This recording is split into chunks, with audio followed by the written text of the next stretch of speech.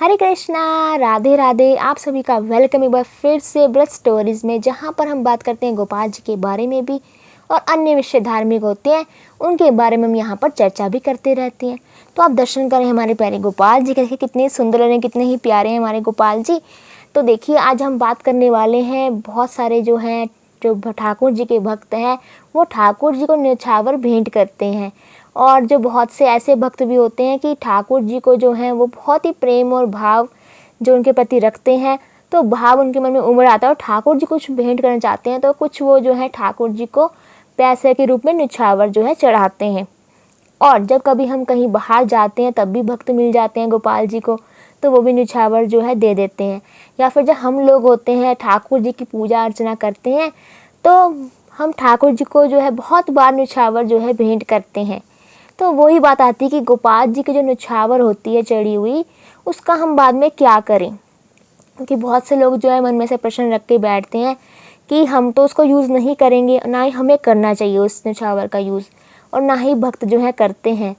तो अब जो न्यौछावर है उसका हम करें तो करेंगे, क्योंकि बहुत सारी इकट्ठी हो जाती है कई बार। तो देखिए आप गोपाल जी की रोज़ सेवा करते हैं, तो गोपाल जी की जब सेवा करते हैं तो हमें गोपाल जी की चीज़ें भी जो है हमें हमेशा नई नई खरीदनी पड़ती हैं। और फिर गोपाल जी को भी हमें सजाना होता है, तो गोपाल जी हमारे प्रसन्न हो जाते हैं। तो हम उस न्यौछावर का ये भी कर सकते हैं कि हम गोपाल जी को जो है सामान लेकर दे सकते हैं, जैसे कि ठाकुर जी के वस्त्र, ठाकुर जी के श्रृंगार का सामान, मुकुट, कंगन, जो भी माला वगैरह होती है, और ठाकुर जी की विभिन्न तरह के श्रृंगार के भी चीज़ें आती हैं जो हमें गोपाल जी को लेकर देनी चाहिए।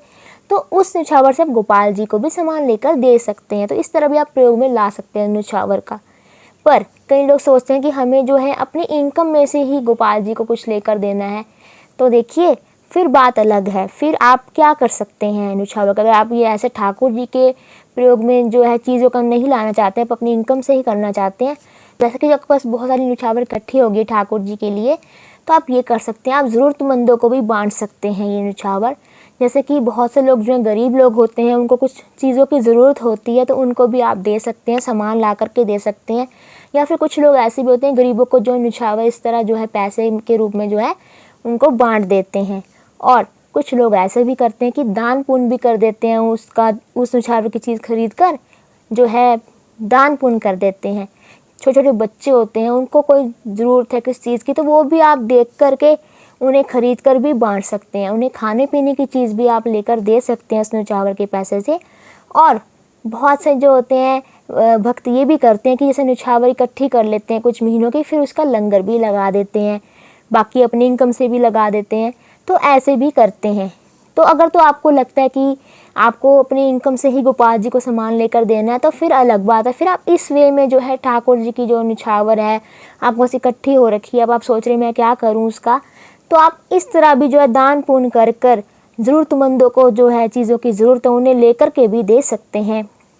इस प्रकार भी जो है आप ये सब कर सकते हैं। बाकी अगर मन करे तो गोपाल जी का सामान भी खरीद सकते हैं उससे। तो आई होप आपको पता लग गया होगा कि जो ठाकुर जी को न्यौछावर चढ़ाई जाती है पैसों के रूप में, तो बाद में उसका हम क्या करें।